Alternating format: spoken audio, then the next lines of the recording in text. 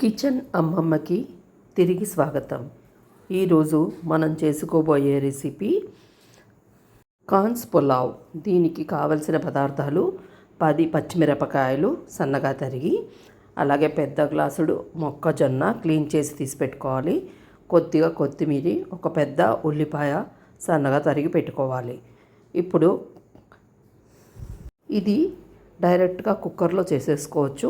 అందుకే స్టవ్ మీద ముందు ప్రెషర్ కుక్కర్ పెట్టి అది వేడెక్కాక 2 గరిటెల నూనె పోసి, నూనె వేడెక్కాక ఉల్లిపాయలు వేసి వేయించుకోవాలి.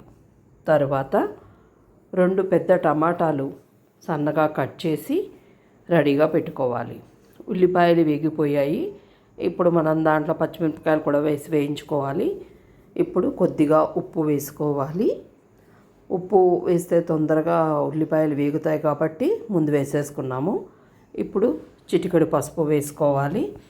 తర్వాత మనం ముందుగా తరిగి పెట్టుకున్న టమాటాలను కూడా వేసి బాగా వేయించుకోవాలి.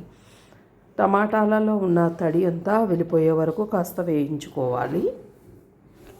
1 చెంచాడు అల్లం వెల్లుల్లిపాయ పేస్టు, 1/2 చెంచాడు జీలకర్ర పొడి, 1 చెంచాడు ధనియాల పొడి, ఇవన్నీ కూడా బాగా వేసి కలుపుకోవాలి. తర్వాత 2 చెంచాల కారముకు ఎంత కావాలో అంత వేసుకోండి. ఇది కూడా వేసి వేయించుకోవాలి. తర్వాత 1 చెంచాడు గరం మసాలా పొడి వేసి వేయించుకోవాలి. కొద్దిగా కొత్తిమీర మనం తరిగింది కూడా వేసుకోవాలి. తర్వాత మొక్కజొన్న మనం తీసి పెట్టుకున్నది కూడా వేసి వేయించుకోవాలి.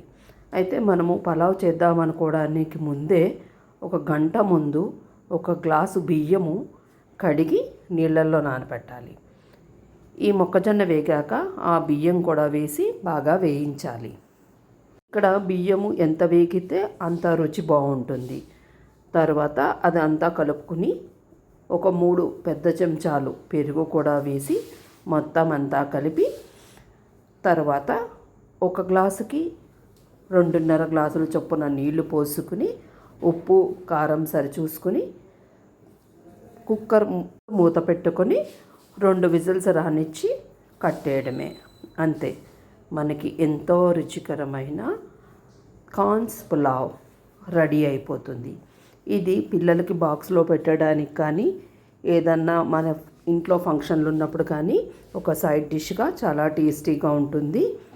మీరు కూడా ఇది ఒకసారి ట్రై చేయండి. మీకు కనుక నచ్చినట్టయితే సబ్స్క్రైబ్ చేయండి, లైక్ చేయండి, షేర్ చేయండి.